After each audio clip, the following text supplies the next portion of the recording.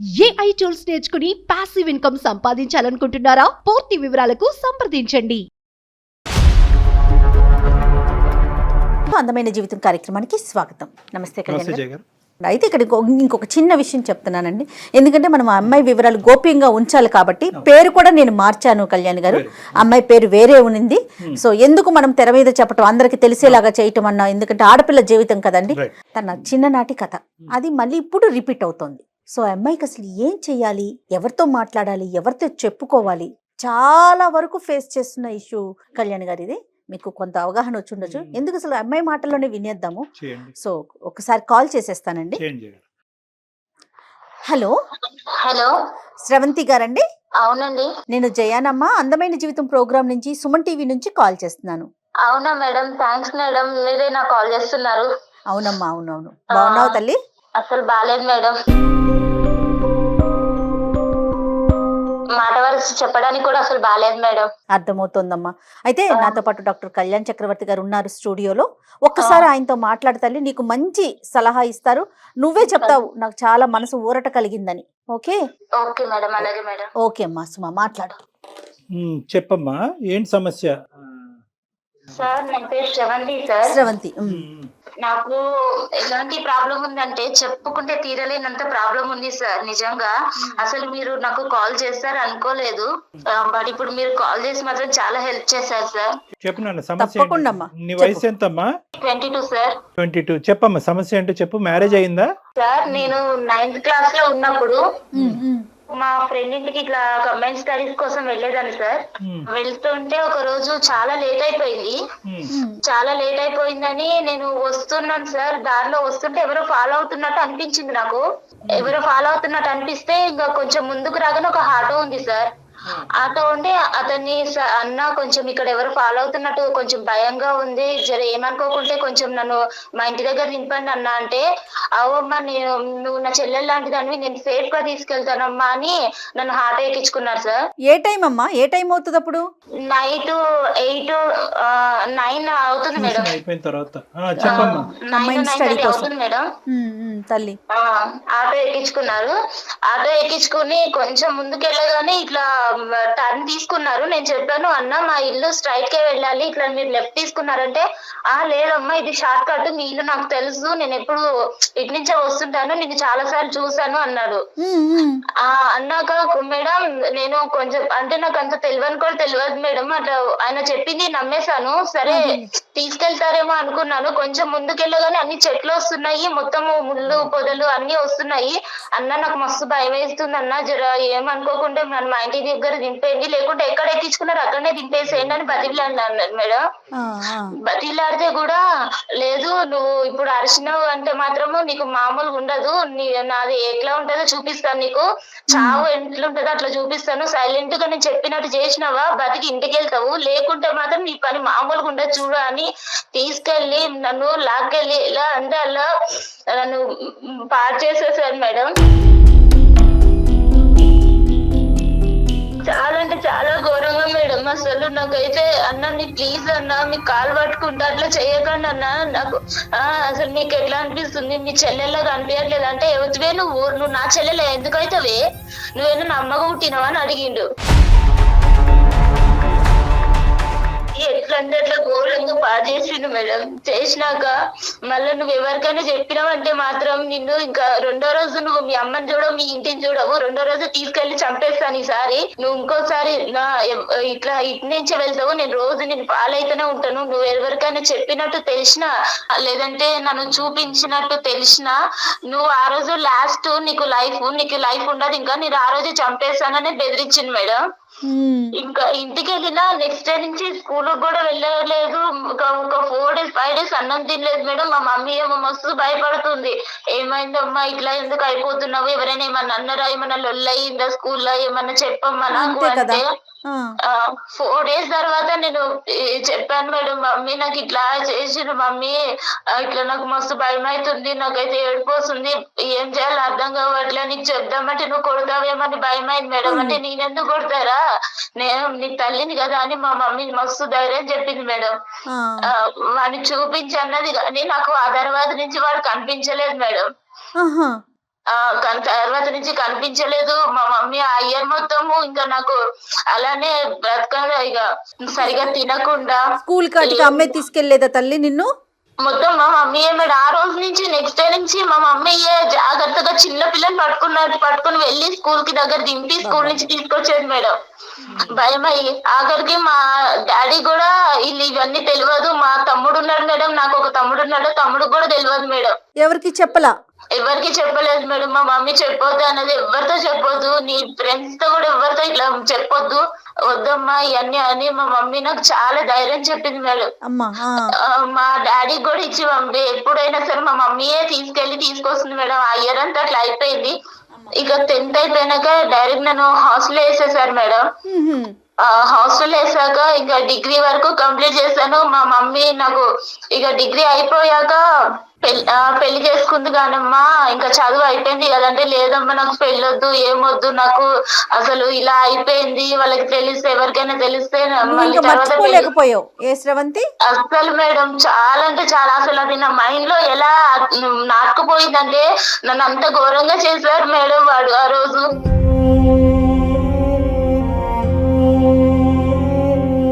అంత అసలు చెప్పుకోవడానికి కూడా నాకు నోరు కూడా మాటలు కూడా రావట్లేదు, అంత ఘోరంగా అయిపోయింది, వదిలేసే. తర్వాత అయితే ఇక పెళ్లి చేసుకుంది కానమ్మా అని మా మమ్మీ పెళ్లి సంబంధాలు చూస్తుంది. వద్దమ్మా నాకు అసలు వద్దంటే మా మమ్మీ చాలా మోటివేట్ చేసింది మేడం. వద్దమ్మా ఇట్లాంటివి మర్చిపోవాలి, ఏదో దెబ్బ తగిలింది అనుకుని మర్చిపో, ఇలాంటివన్నీ మైండ్ లో పెట్టుకుని నీ జీవితం నాశనం చేసుకోకమ్మా, నీకంటూ నేను ఉన్నాను కదా, రేపు నేను లేకపోతే ఇంకెవరు, ఇలానే బ్రతకలేవు కదా అని ధైర్యం చెప్పి పెళ్లి చేసింది మేడం. వీడు ఇక్కడ మధ్యలో ఎక్కడ కూడా నీకు కలవలేదు కదమ్మా? కలవటం గానీ ఫోన్లు చేయటం గానీ ఏమీ చేయలేదు? ఆ తర్వాత అసలు ఒకసారి ఇట్లా అయిపోయినాక ఇంకెప్పుడు వాడి మొహం కూడా నేను చూడలేదు, నాకు ఎప్పుడు కలవలేదు సార్. ఓకే సరేనమ్మా. పెళ్లి అయిందమ్మా, పెళ్లి అయిన తర్వాత ఏమైంది? పెళ్లి అయిపోయినాక మా హస్బెండ్ మాకు చాలా మంచివాడు సార్. అంటే ఇవన్నీ ఏం తెలియదు, మా మమ్మీ చెప్పొద్దు అన్నది నేను చెప్పలేదు సార్. తర్వాత కొంచెం మంచిగా చూసుకుంటున్నాను. ఒక 7 months వరకు మా ఆయన దగ్గరికి వెళ్ళాలంటేనే నాకు చాలా భయం అయింది సార్. మా అమ్మకి చెప్తే మా అమ్మ అన్నది కొంచెం చిన్న పిల్ల కదయ్యా, ఏమనుకోకు, కొంచెం అడ్జస్ట్ అవ్వు, రాను తెలుసుకుంటది అని మా మమ్మీ సర్ది చెప్పేది మా ఆయనకు కూడా. అలా అయ్యాక కొంచెం మా ఆయన చూపించే ప్రేమ, మా ఆయన ఇట్లా మంచిగా చూసుకోవడం చూసి ఇక మా ఆయనకి దగ్గరయ్యాను సార్. ఇక మాకు ఒక పాప కూడా పుట్టింది సార్. 1 year పాప ఉంది ఇప్పుడు నాకు. పాప కూడా పుట్టింది సార్. ఇక తర్వాత ఒక రోజు మా ఆయన ఒక ఫంక్షన్ ఉంది, ఇట్లా ఉందమ్మా నేను వెళ్ళేసి వస్తా, మా ఫ్రెండ్స్ అందరినీ ఇట్లా కలిసేసి రావాలి, రీయూనియన్ జరుగుతుందని వెళ్తున్నాను, మా ఫ్రెండ్స్ చిన్నప్పటి ఫ్రెండ్స్ అందరు కలుస్తున్నారు, నేను వెళ్ళేసి వస్తాను అని ఒక రోజు వెళ్ళారు మేడం. వెళ్ళాక ఇంకొక రోజు నైట్ వాళ్ళ ఫ్రెండ్ తీసుకుని వచ్చారు. ఆయనని చూడగానే సార్ నాకు అక్కడనే గుండె ఆగిపోయింది. అసలు నాకు చేతుల్లో చెమటలు పట్టేస్తున్నాయి, అసలు ఒళ్ళంతా వణికిపోతుంది. ఎందుకలా? నాకు 9 years బ్యాక్, నాకు 9th class లో ఉన్నప్పుడు నన్ను ఎవరైతే ఆటోలో తీసుకెళ్లి నన్ను పాడు చేశాడో వాడే మా హస్బెండ్ తో వచ్చాడు సార్, మా హస్బెండ్ ఫ్రెండ్ అని. ఇక వాడు నన్ను చూడగానే ఎందుకో సార్ ఎట్లా కన్నింగ్, ఎంత ఏదో సాడిష్ నవ్వినట్టు నవ్వుతున్నాడు. మళ్ళీ మా ఆయన దగ్గరకు వచ్చి, మీ భార్యనా, నాకు చెల్లెలవుతుంది కదా, నువ్వు చెప్పనే లేదు, ఇప్పటిదాకా చూపించనే లేదు అని చాలా సొంత మనిషిలాగా మాట్లాడుతున్నాడు. నన్ను చూస్తూనేమో ఇంత కన్నింగ్ గా చూస్తున్నాడు. నీకు అర్థమైంది? అర్థమైపోయింది. నాకు అప్పటికే భయం అవుతుంది, కాళ్ళు చేతులంతా వణికిపోతున్నాయి. మా ఆయన అడిగాడు, ఏంటి శ్రవంతి ఇట్లా జ్వరం వచ్చిందా ఏంటి, అట్లా అయిపోయావు, ఇందాకలాగా బానే ఉన్నావు కదా, ఇప్పుడు ఏమైంది అంటే, చెల్లెలకి ఏమన్నా నీరసంగా ఉందేమోరా, తిన్నదో లేదో అడుగు ఒకసారి, నువ్వు లేవ్వని, నువ్వు ఇటు వచ్చావు కదా, నువ్వు లేవ్వని తినలేదేమో అని ఎంత చాలా నైస్ గా మాట్లాడుతున్నారు మా ఆయనతో. ప్రేమ కురిపించాడు. ఆ తర్వాత నుంచి మేడం నెక్స్ట్ డే నుంచి రోజు రావడం స్టార్ట్ చేశాడు ఇంటికి. రోజు రావడం స్టార్ట్ చేశాడు. ఇక మా ఆయనకేమో ఇట్లా లెటర్స్ రాస్తున్నాడు, ఆకాశరామన్న లెటర్స్ లాగా రాస్తున్నాడు. నీ భార్య గురించి నీకు తెలుసా, నువ్వు ముందే కనుక్కున్నావా, నీ భార్య ఎవరితో ఎఫ్ఐఆర్ ఏం లేదా, నీ భార్యకి ఏమన్నా ఇంతకు ముందు ఏమన్నా ఉందా అన్ని కనుక్కుని చేసుకున్నావా అన్నట్టు ఇట్లా లెటర్స్ రాయడం స్టార్ట్ చేశాడు మేడం. మెసేజ్లు కానీ లెటర్స్ కానీ రాయటం మొదలు పెట్టాడు. కానీ మీ హస్బెండ్ వచ్చి నిన్ను ప్రశ్నించాడమ్మా, ఏంటి ఇదంతాని అడిగాడా? ఒక్కసారి అడిగాడు సార్, ఇట్లా ఏమై ఇట్లా లెటర్స్ వస్తున్నాయంటే నాకు తెలియదండి, ఇట్లా ఇవన్నీ నాకెలా తెలుస్తుంది, నేను చిన్నప్పటి నుంచి మా అమ్మ దగ్గరనే పెరిగాను, తర్వాత హాస్టల్కి వెళ్ళిపోయాను, నాకు ఇలా ఎవరు కూడా తెలియదు, అలా మీరు ఎలా అనుకుంటారు ఎవరో రాసిన ఉత్తరాలు బట్టి అని అడిగాను. అడిగితే సరేలే సరేలే అంటున్నారు, కానీ రోజుకు ఒక లెటర్ వస్తుంది సార్. కాదమ్మా శ్రవంతి, నువ్వు ఇప్పుడు మనకు ఏంటంటే మనకి ఇక్కడ చిన్న అదృష్టమా ఏంటి అనేది తెలియదు, కానీ మీ భర్త మంచివాడు అనేటటువంటి ఒక మాట నువ్వు నాకు చెప్పావు కాబట్టి నేను చాలా హ్యాపీగా ఫీల్ అయ్యాను. నీ భర్తకి నువ్వేంటో తెలుసు, నీకు నువ్వు భర్త ఏంటో తెలిసినప్పుడు ఇప్పటికైనా కూడా గుట్టిప్పి ఇది జరుగుతుందని చెప్పుంటే సరిపోద్ది కదా, ఎందుకు భయపడ్డావు? సార్ ఇప్పుడు నేను ఇప్పుడు చెప్తే ఎలా సార్, పెళ్ళి అవ్వక ముందో పెళ్లి తర్వాత ఫస్ట్ చెప్పుంటే ఆయన నన్ను అర్థం చేసుకునేవారేమో. ఇప్పుడు వీడు కళ్ళ ముందుకు వచ్చాక ఇప్పుడు చెప్తే మోసం చేస్తాను అన్నదా సార్? అమ్మ ఇక్కడ ఏంటంటే వాడికి ఇప్పుడు ఎవడైతే ఈడు ఉన్నాడో ఈ దొంగన డాష్ గాడు, వీడు బాగా స్టడీ చేశాడు చిన్నప్పటి నుంచి, మీ హస్బెండ్ని స్టడీ చేశాడు. ఎందుకంటే చిన్ననాటి స్నేహితుడు, ఇతను చాలా మంచోడు, ఇతను నోట్లో నాలుగు లేదు అనేది అక్కడ స్టడీ చేశాడు. ఇక్కడ ఏమొచ్చి నువ్వు బాధితురాలు పొజిషన్లో ఉన్నావు కాబట్టి అప్పుడు గుట్టు ఇప్పందని ఇప్పుడు ఎందుకు గుట్టు ఇప్పుతావు అనేటటువంటి ఉద్దేశం ఎంతో ఏంటంటే రెండు వైపుల నుంచి వాడికి అడ్వాంటేజ్ అయిపోయింది. అడ్వాంటేజ్ అవటం వల్ల ఏమవుతుందంటే సెకండ్ అటెంప్ట్ లోకి వచ్చాడు. ఇప్పుడు ఫస్ట్ అటెంప్ట్ లో మానభంగం చేశాడు, సెకండ్ అటెంప్ట్ లో ఇంకో అటెంప్ట్ అంటే నీకు అంటే నీ దరిదాపుల్లోకి వచ్చేస్తున్నాడు అనమాట, మళ్ళీ ఎంట్రీ ఇస్తున్నాడు. వాడు ఇస్తున్నాడు సార్. నేను ఆయన నాకు కాల్ చేశాడు, వాడు నా నెంబర్ మా హస్బెండ్ నుంచి తీసుకున్నారో ఎట్లా తీసుకున్నాడో నాకు కాల్ చేశాడు. చేసి ఏంటి బాగున్నావా, అన్ని మర్చిపోయావా, కొత్తగా మళ్ళీ నీకు కొత్త ఎక్స్పీరియన్స్ అవుతుందా అని ఎలా అంటే అలా చండాలంగా మాట్లాడుతున్నాడు. నాతో ఎక్స్పీరియన్స్ బాగుందా మీ ఆయనతో బాగుందా అన్నట్టు మాట్లాడుతున్నాడు. నేను చెప్పాను, మా ఆయనకు చెప్తాను నువ్వు ఇలాంటి పనులు చేసావంటే, అంటే ఒకసారి చెప్పి చూస్తా నేను కూడా అని బెదిరిస్తున్నాడు. అంటే వాళ్ళ ఆయనకు చెప్తానన్నా కూడా భయపడట్లా వాడు? అస్సలు లేదు మేడం, నువ్వు చెప్పి చూడు ఒకసారి, నీ లైఫ్ ఎట్ వెళ్తుందో మీ ఆయన లైఫ్ ఎట్ వెళ్తుందో నువ్వే చూద్దు గానీ నీ కళ్ళతో. అతనికి పెళ్ళైనట్టు ఏమైనా తెలిసిందమ్మా ఈ ఆటో అతనికి? లేదు మేడం, నాకు అంటే నేను ఆ తర్వాత వాడు అట్లా చేసావు, నేను ఇంతవరకు కలవలేదు.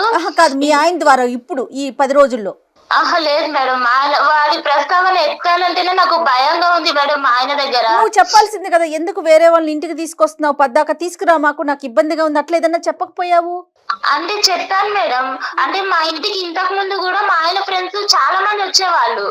ఇక వాళ్ళ దగ్గర ఎప్పుడు ఎవరి దగ్గర ఏం చెప్పండి కానీ ఇలా దగ్గర చెప్తే ఏమనుకుంటారని అదొక భయం అయింది మేడం.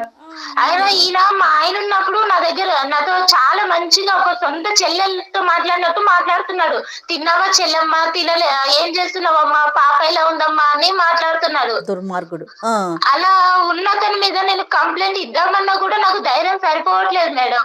నేను ఆ రోజు బలైపోయిన దానికి ఇప్పుడు ఎంత నరకం చూస్తున్నానంటే మేడం, వాడంత నరకం పెడుతున్నాడు నన్ను. అయితే నాకైతే నిజంగా చచ్చిపోతుంది మేడం. ఎందుకమ్మా, దీనికి చాలా సింపుల్ సొల్యూషన్ లేదు తల్లి, ఇందులో చాలా సింపుల్ సొల్యూషన్ ఉంది. నీతో పాటు పెద్ద సైన్యం మేమున్నాం, వాడిని తాట తీస్తాం, వాడిని ఊరికే వదులుతావా వాడిని?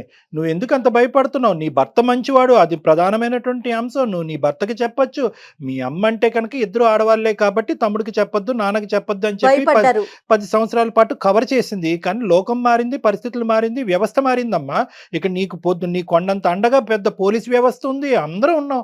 ఎందుకు నువ్వు భయపడతావు? అస్సలు భయపడక. ఫస్ట్ ఆఫ్ ఆల్ వాడు ఎక్కడున్నాడో చెప్పు, నేనే వెళ్ళి కాళ్ళు చేతులు ఎరగొట్టి వస్తా.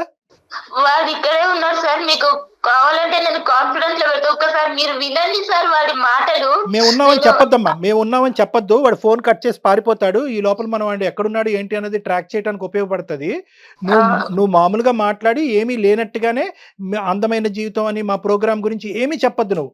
ఓకే, నువ్వు సింపుల్ గా ఏంటంటే నువ్వు రెగ్యులర్ గా మాట్లాడుతున్నట్టుగానే ఎక్కడున్నావు, ఏం చేస్తున్నావు అన్నట్టుగా మాట్లాడి నన్ను వదిలేసేవా, నన్ను ఇబ్బంది పెట్టద్దు, మీరు రెగ్యులర్ గా ఏదైతే మాట్లాడతారో అది మాట్లాడు.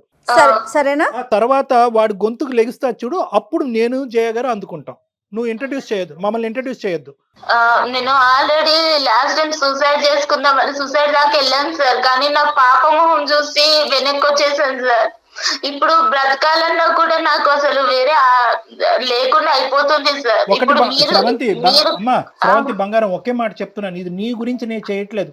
రేపొద్దున ఈ దరిద్రుడు, ఇలాంటి దరిద్రులు నీ కూతురు వరకు వచ్చినా కూడా ఆశ్చర్యపడక్కర్లేదు. అది ఎందుకంటే ఇక్కడ నీ జీవితాన్ని నిన్ను ప్రొటెక్ట్ చేసుకోవటం, నీ మ్యారేజ్ని ప్రొటెక్ట్ చేసుకోవటం కాదు.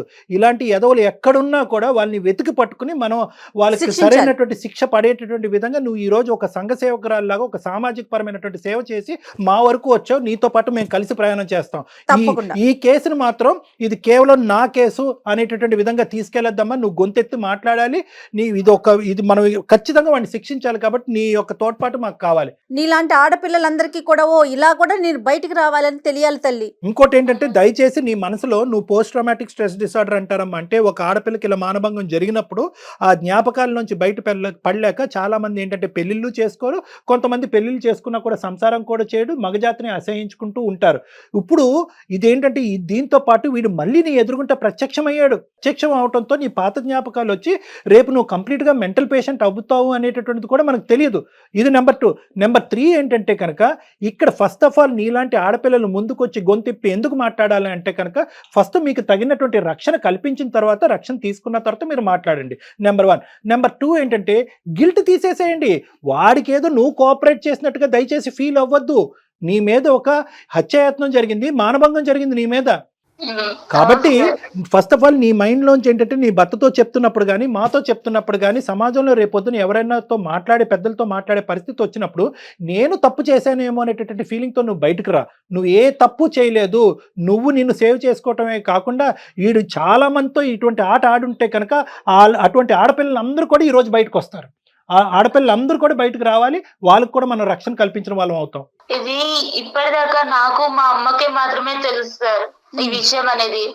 ఇప్పుడు వాడు ఎలా బెదిరిస్తున్నాడంటే, నీ భర్తకు చెప్తాను, నీకు లైఫ్ లేకుండా చేస్తాను, మొత్తం ఆ రోజు నేను ఫొటోస్ కూడా తీసాను, మొత్తం అన్ని నెట్ లో పెట్టేస్తాను, నీకు అనేది లైఫే లేకుండా చేస్తాను నేను.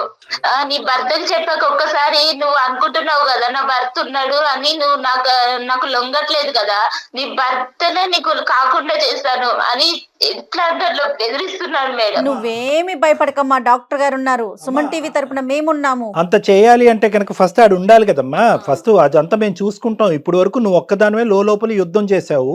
ఇప్పుడు మాకు చెప్పిన తర్వాత మేమేమి ఇలా చేతులు కట్టుకుని కూర్చోం కదా. మేము తీసుకోవాల్సిన స్టెప్స్ మేము తీసుకుంటాం. కాబట్టి అవన్నీ, ఆ భయాలన్నీ తీసి పక్కన పెట్టు. నీకు పూర్తి స్థాయిలో సంరక్షణ అనేది మా తరపు నుంచి ఉంటుంది. వాడిని ఎక్కడైతే శిక్షించాలో, ఎలాగైతే లోపల పెట్టాలో అదంతా మేము ఆలోచిస్తాం. ఓకేనా? నేను చెప్పినటువంటి పద్ధతిలో వాడికి ఫోన్ కలిపంతే. మేమేమి బ్యాక్గ్రౌండ్ లో మాట్లాడాం.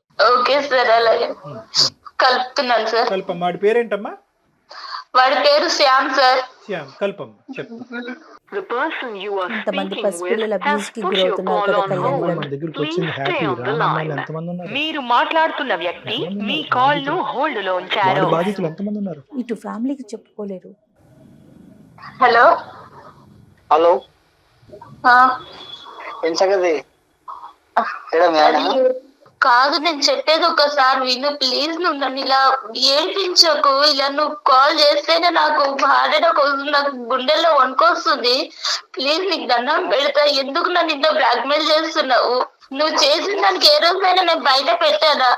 నేను వదిలేసాను కదా, ఇప్పుడు మళ్ళీ ఎందుకు నా లైఫ్ లోకి వచ్చి ఇట్లా ఆడుకుంటున్నావు? నువ్వు అంటే నాకు ఇష్టం అనేది చెప్తున్నావు కదా.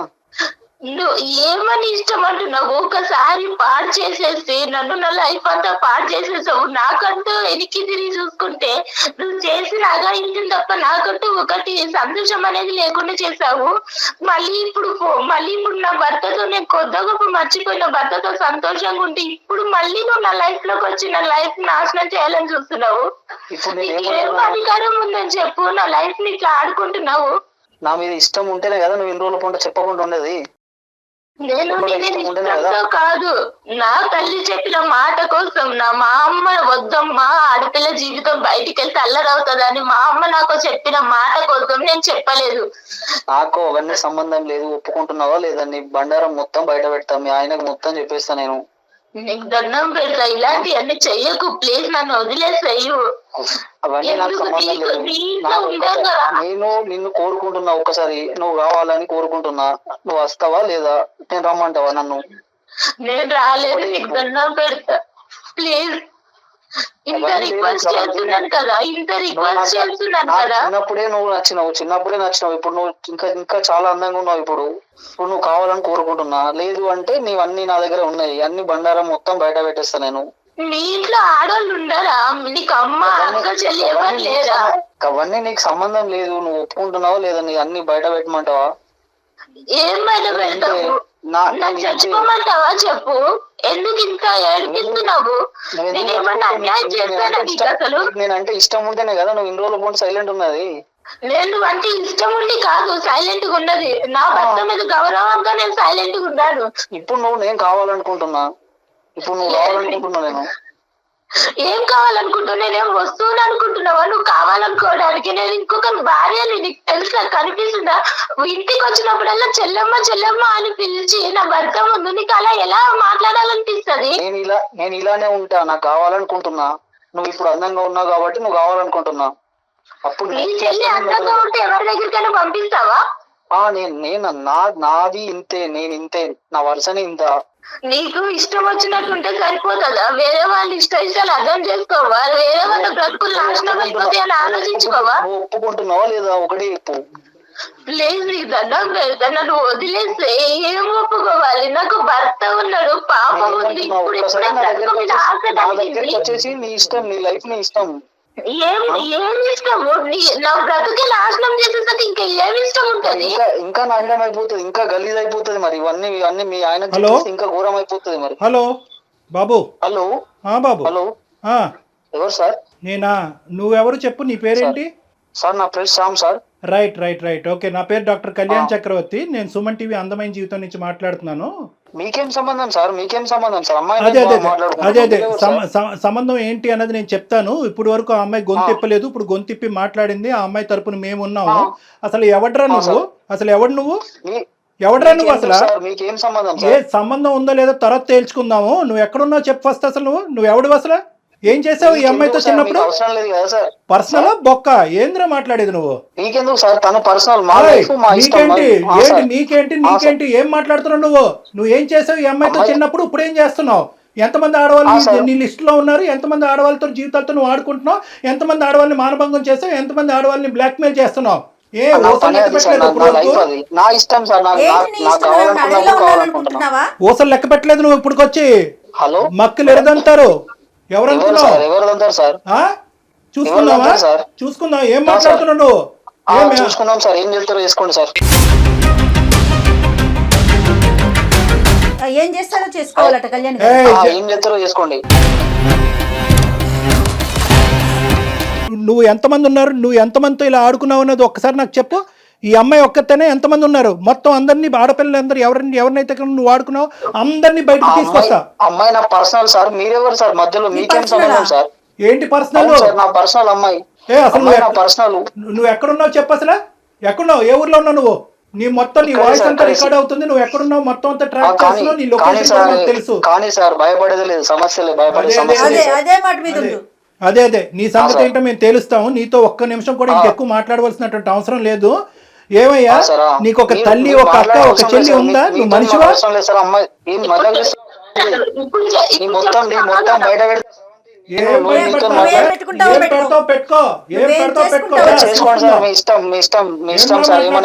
నువ్వేం చేసుకుంటావో చేసుకో. బయట పెడతావా? ఏం బయట పెడతారా? కాళ్ళు చేతులు ఉండాలి కదా నీకు, మెడ మీద తలకే ఉండాలి కదా నువ్వు బయట పెట్టాలంటే. చూసుకుందాం. చేసుకోండి సార్, మీ ఇష్టం. ఇష్టం ఉన్నాడు చేసుకోండి. ఏం చేసుకుంటారు చేసుకోండి. అది ఇప్పుడు దారిలోకి వచ్చి నీ పని చెప్తా ఉండు. అసలు నువ్వు ఫోన్ పెట్టు. నీతో అసలు ఒక్క నిమిషం కూడా మాట్లాడటానికి లేదు. లొకేషన్ కూడా ట్రాక్ చేసాము. నీకు ఇప్పుడే పోలీసులు వస్తారు. నువ్వు ఎలా బతికి బయట పడతావో చూద్దాం. కాదు శ్యామ్, అసలు నువ్వు మనిషివేనా? చెల్లి అనుకుంటా ఉన్న బంధాలు, విలువలు అన్ని ఇంత దిగదా? చిచి, అసలు మాట్లాడటానికి మాట్లాడటం ఏం లేదు. ఓకే సార్, మీతో కూడా నేను మాట్లాడాల్సిన అవసరం లేదు సార్. Right sir. వాడేం మనిషి కళ్యాణ్ గారు? అసలు భయం కూడా లేదా మనిషికి? మేడం ఇప్పుడు వాడు ఏంటంటే ఈ అమ్మాయితో ఒక్కటే. శ్రవంతి నువ్వు లైన్ లో ఉన్నావమ్మా? పెట్టేశాడు కదా అతను. పెట్టేశారు మేడం.